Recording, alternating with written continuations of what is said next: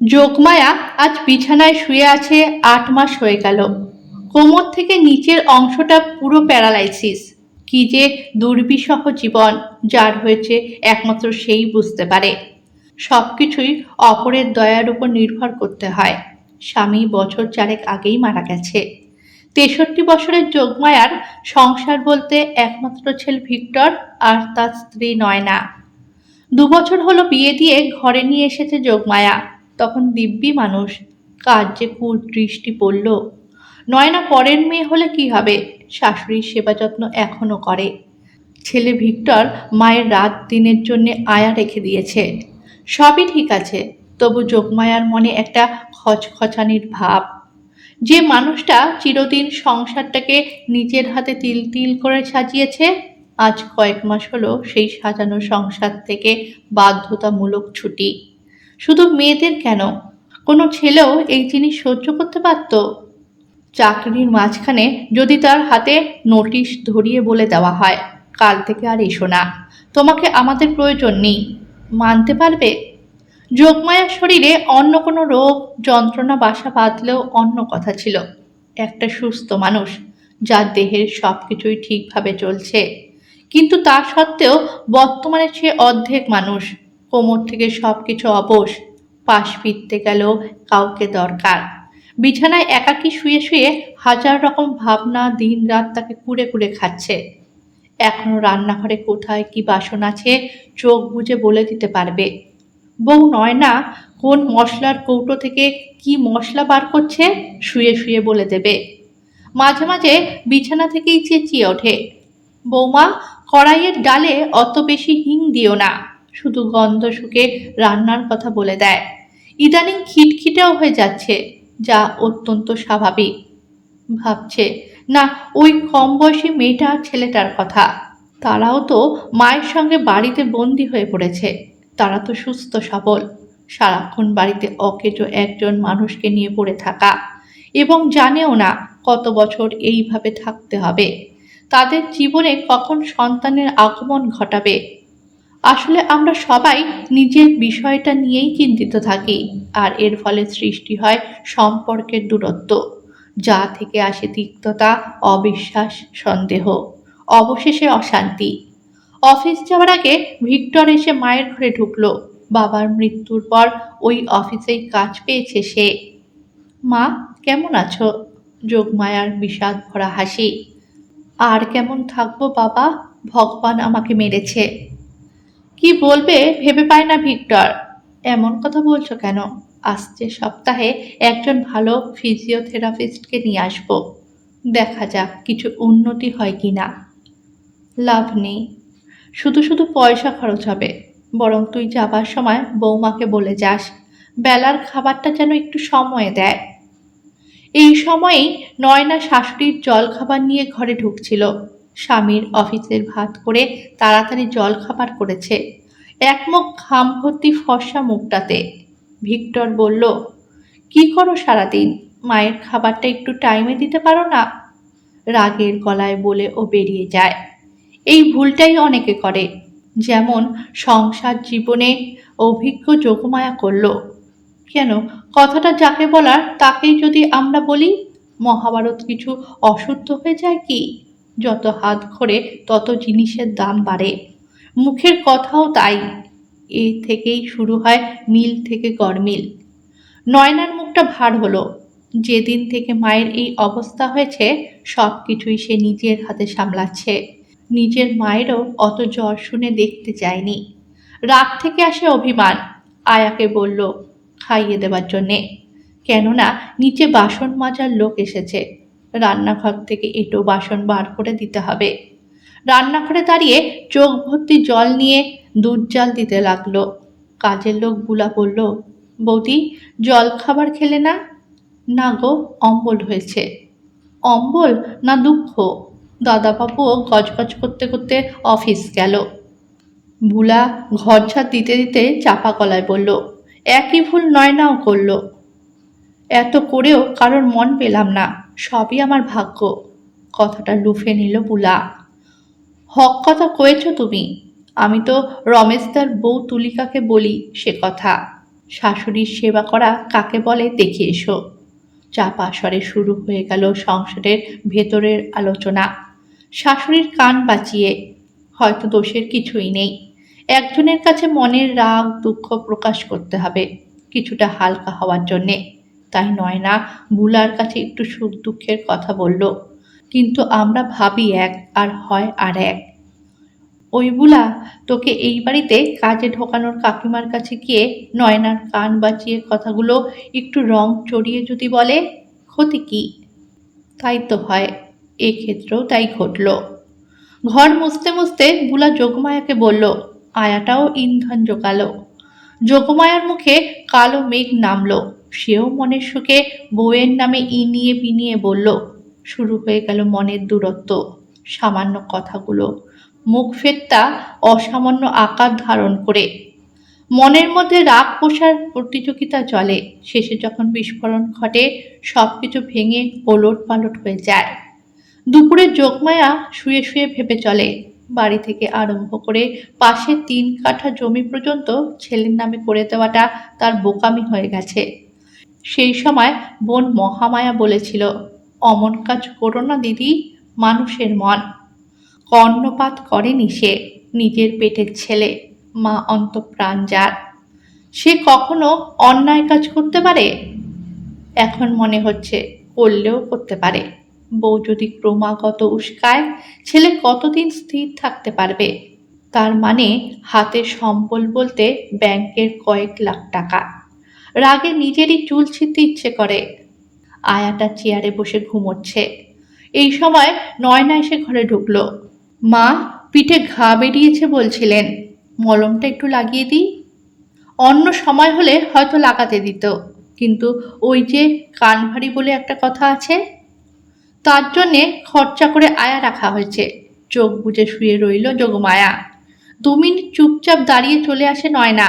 ভেবে পেল না কি অপরাধ করেছে সে। আমরা আমাদের নিজেদের অজান্তেই ছোট ছোট ভুলগুলো করে চলি। এইভাবেই চলতে থাকে ছোট সংসারটা।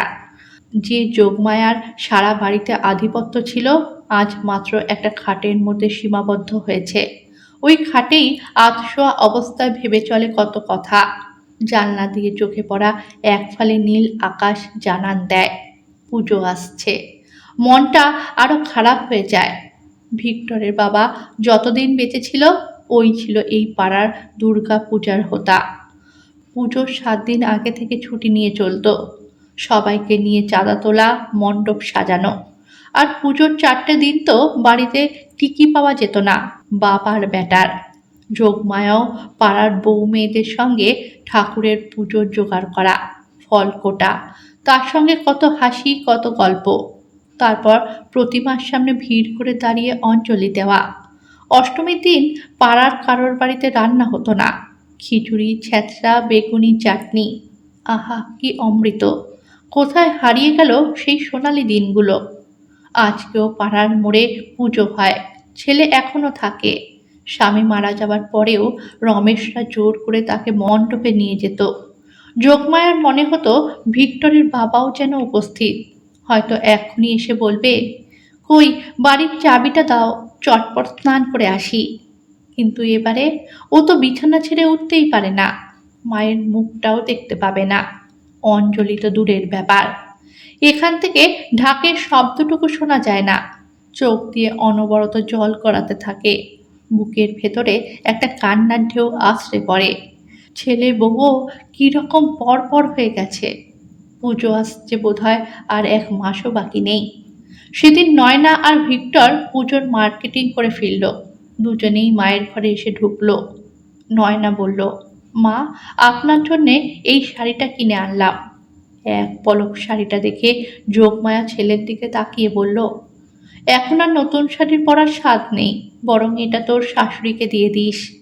নয়না বলে ওঠে, বছরান্তে একদিন পরতে হয় মা, আমি পরিয়ে দেব।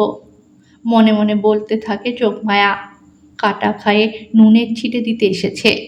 মুখে বলল ছেলের দিকে তাকিয়ে, একলা ঘরে নতুন শাড়ি পরে কি করব? তোরা ঘরে গিয়ে গল্পগুজব কর, আমাকে একটু একা থাকতে দে। ওরা মুখ কালো করে চলে গেল। পরদিন বুলা একটা খবর নিয়ে এলো।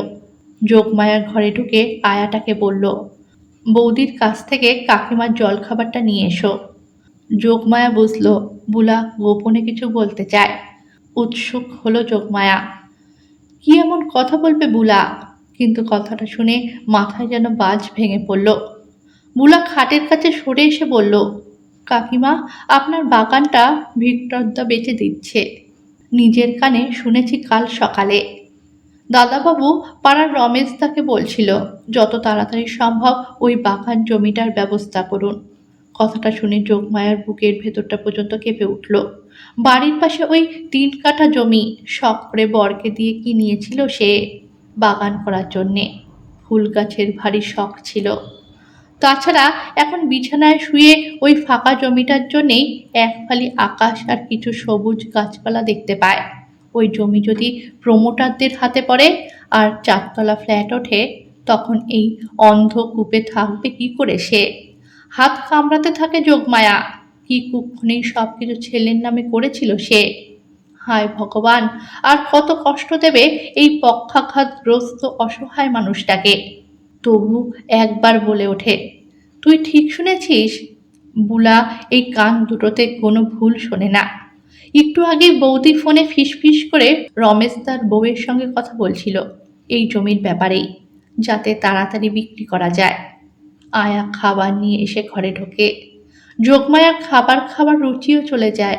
তার শখের বাগান বিক্রি করে দেবে। এদিকে মেসেজ করার জন্যে লোক রেখেছে। কি হবে আর বেঁচে থেকে? আয়াকে দিয়ে খাবার ফেরত পাঠিয়ে দেয়। ওর মাথায় এখন শুধু ঘুরছে কিভাবে এই বেচা কেনাটা আটকানো যায়। রমেশের সঙ্গে ওর স্বামীর ভালো পরিচয় ছিল এই দুর্গাপূজার সূত্রে। বুলাকে বলে, তুই একটিবার রমেশকে গিয়ে বল আমি ডেকেছি, দুপুরের দিকে যেন একবার আসে। ওই সময় বৌমা ঘুমোয়। কাকিমা, আপনি ভালো মানুষ, তাই আজকাল মনীষীর চরিত্রের জানেন না। ওই লোকটাও খুব একটা ভালো নয়। এই জমিটার ওপর ওর অনেক দিনের নজর। ওর শালা প্রমোটার। ও আপনার কথা শুনবে ভেবেছেন? হাত জোর করে বলবো, তা দেখেও যদি দয়া জাগে। নয়না ঘরে ঢুকতেই বুলা নেতা বালতি নিয়ে বেরিয়ে গেল। মা, খিদে নেই নাকি? তাহলে একটু দুধ বিস্কুট অন্তত খান। আর নিজেকে ধরে রাখতে পারল না যোগমায়া। অনেক হয়েছে, আর আমার সেবা করতে হবে না, বরং একটু বিষ এনে দাও, খেয়ে চলে যাই। ব্যাংকের টাকাগুলো পর্যন্ত পেয়ে যাবে। কি বলছেন আপনি? বাইরের লোকের সামনে? আয়া ঘর থেকে বেরিয়ে যায়। শাক দিয়ে আর মাছ ঢেকো না, বুঝতে জানতে আর কিছু বাকি নেই আমার। নয়না দেখছে শাশুড়ির রাগ ক্রমশ বাড়ছে। এখানে দাঁড়িয়ে থাকলে হিতে বিপরীত হতে পারে। মাথা নিচু করে বেরিয়ে যায়। জানলার ধারে খাট থাকায় বাগানের পুরোটাই শুয়ে শুয়ে দেখা যায়। যোগমায়া তাকিয়ে দেখে তার হাতে লাগানো কবরী, গোলাপ, জবা গাছগুলোকে। 2 দিন বাদেই এখানে তত্তর করে উঠে যাবে ইট পাথরে গড়া কংক্রিটের ইমারত। কিন্তু যোগমায়া ভাবতে পারেনি তার ডাকে রমেশ এত তাড়াতাড়ি একেবারে লোকজন নিয়ে হাজির হবে। সঙ্গে 2জন মিস্ত্রি গোছের লোক নিয়ে এসেছে। তাদের হাতে জমি মাপার বড় ইঞ্চি ফিতে। যোগমায়া দেখল নয়না বাগানের বড় গেটটা খুলে দিল। তার মানে সব ব্যবস্থাই পাকা। আর দেরি করল না যোগমায়া। আয়াকে বলল, যেমন করে পারিস আমাকে একটু বসা। যেন জলে ডুবে যাওয়া মানুষের খড়কুটো আঁকড়ে বাঁচার প্রয়াস। এবার জানলা দিয়ে হাঁক পারল, রমেশ, একবার ভেতরে শুনে যাও। রমেশ অবাক চোখে জানলার দিকে তাকিয়ে বলল, আসছি বৌদি। রমেশকে নিয়ে 1তলার ঘরে এলো নয়না। চেয়ারে বসুন, চা করে আনছি। নয়না রান্নাঘরে চলে যায়। যোগমায়া মনে মনে গড় গড় করতে থাকে। আদিক্ষেতা, আবার খাতির করে চা খাওয়ানো। এখন কেমন আছেন? ভিক্টর বলছিল ধীরে ধীরে পায়ের স্বাদ নাকি ফিরে আসছে। দেখবেন মায়ের কৃপায় ভালো হয়ে যাবেন। চিরটা কাল আপনারা পুজোর সঙ্গে জড়িয়েছিলেন, এতটা অবিচার ঈশ্বর করবেন না। যোগমায়া বুঝল মন জুগোনোর কথা। দেরি না করে আসল কথাটা বলল সে, তুমি আমার ভাইয়ের মতো, এই অসুস্থ বিধবার শেষ ইচ্ছেটুকু কেড়ে নিও না। মিনতি ভরা কণ্ঠ। রমেশ ভ্রু কুঁচকে বলে, আপনি কি বলছেন বৌদি? আমি মাথা মুন্ডু কিছুই বুঝতে পারছি না। ঠিকই বুঝছো তুমি। যতদিন বেঁচে আছি এই জমিটাতে কিছু করো না। আমার ছেলে তো মায়ের কষ্ট বুঝবে না। তুমি দয়া করে যদি বোঝো। রমেশ বলে উঠল, বৌদি এ কি বলছেন? আপনার ছেলে আর বৌমা আমাদের পাড়ার গর্ব। বিশেষ করে ভিক্টরকে নিয়ে সবাইকে আমরা উদাহরণ দিই। বললে বিশ্বাস করবেন না আপনি। এই যে এবারে পুজোর মিটিংয়ে গিয়ে ভিক্টর সবাইকে কত অনুরোধ করলো, যদি পাড়ার পুজোটা এই বাগানে করা যায়। তাতেই তো ঠিক হলো, এবার থেকে পাড়ার দুর্গা পুজো আপনাদের এই বাগানে হবে। যতদিন না আপনি ভালো হয়ে উঠছেন। আপনার বৌমাও পাড়ার দিদি বৌদিদের ফোন করে করে কত বুঝিয়েছে। শেষে আমরাও একমত হলাম। সত্যি কথা, আমরা পুজো নিয়ে আনন্দ করব, আর আপনি একা ঘরে পড়ে থাকবেন। প্রথম থেকে আপনারা এই বারোয়ারির সঙ্গে ওতপ্রোতভাবে যুক্ত। নয়না আবার বলেছে রান্নাঘরটাও নাকি পুজোর কয়েকদিন ছেড়ে দেবে। তাহলে বলুন, আপনি কত বড় ভাগ্যবতী।